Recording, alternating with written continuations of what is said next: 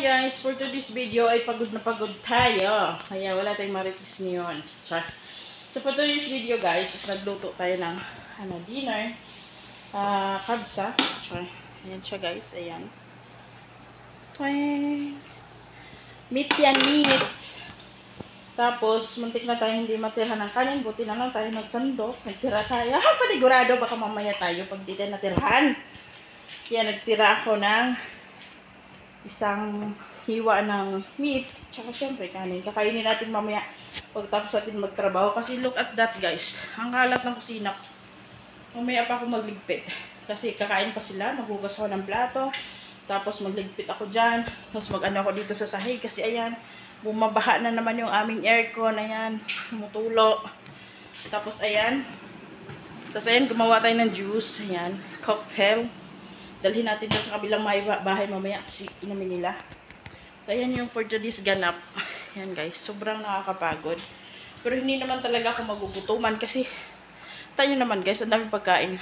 Dyan sa ano na yan. Yan, puro biscuit, chicheria, juice. Tapos ayan, may fruits pa tayo. Kaya hindi talaga tayo magugutuman. Tsaka kung gusto rin natin uminom ng soft drinks, meron tayo. Marami ding stocks. Kaya hindi talaga tayo magutuman. Pero iba talaga ang power of kanin. Kasi nga kanin is life nga tayo, di ba? Hinihingal ako. Kasi natid ko yung malaking plato dun sa kabilang bahay na may laman ng kanin at saka ulam.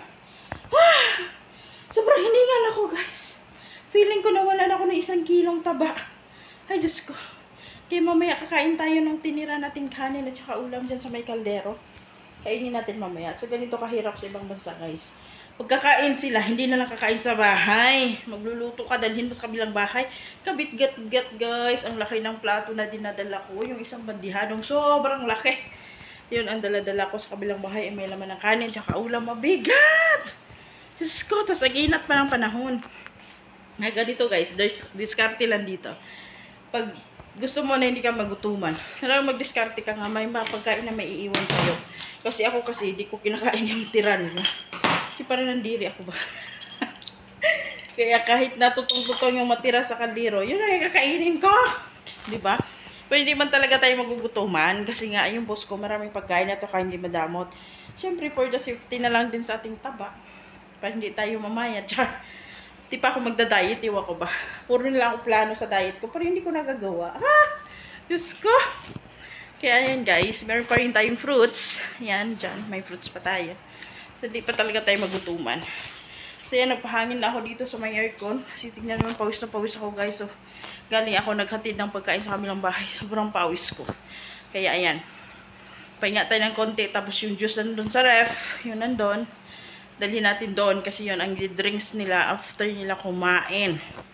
So, tayo, mamaya na tayo kakain. Kasi ang pangit kumain guys, pag hingal na hingal ka. So, nakakalork. Kaya ako, istipot muna ako. Wait muna ako ng ilang minutes. Tapos, magtatrabaho ako mamaya bago ako kakain para at least ano na yung katawan ko. Baga, relax na akong kumain ba na hindi ako magmamadali. Yung baga, isipin ko na may trabaho pa ako. Ganyan. Tapusin ko muna. Tapos, gutom-gutom ka na. Yung taba mo natunaw na. So, kakain ulit. Char! So, ganun yung diskarte ko. Ewan ko lang sa inyo kung diskarte nyo. Basta bawal sa akin ang pumayat. Sabi ko sa asawa ko, mag-diet na daw ako. Sabi ko. Pero ayaw ng asawa ko. Okay na daw to. Tingnan naman yung pawis ko guys. So, sobrang init sa labas ng paghatid ko ng pagkain sa kabilang bahay. Kaya ito tayo. Magpapahangin muna tayo guys. Feeling ko atakihin ako. Tapos inom tayo ng juice na gawa ko. Sarap. So yan lang muna guys for today's ganap.